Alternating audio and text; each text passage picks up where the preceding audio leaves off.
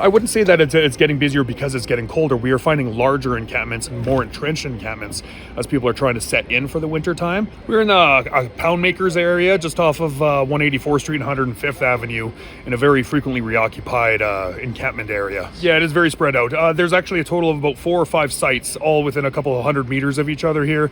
And we're actually located this site after cleaning up, or in the middle of cleaning up and closing a very large one just down the road on the transit utility corridor. This is a cattle prod. Obviously, the materials that are around here, he was planning on building something better than just a tarp structure or a tent. Building parts as well, like these are all stolen tires off of wheelchairs. He has rolls and rolls and stacks of insulation around here. Fresh, brand new, clean building materials, which we're not sure where he might have obtained it from.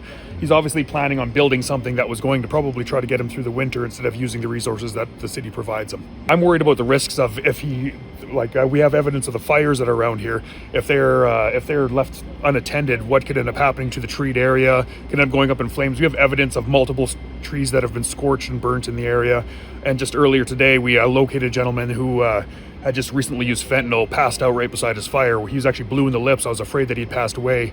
But then once I was able to wake him up, he just wanted to get out of the area as quick as possible. But he was right beside a smoldering fire that could have easily caught him or the area around him on fire. And that's one of the concerns about having these remote encampments off to the side, is that there's no one here to check on them. One, if they've used too much and there's no one there to use naloxone or Narcan on them to be able to hopefully bring them back.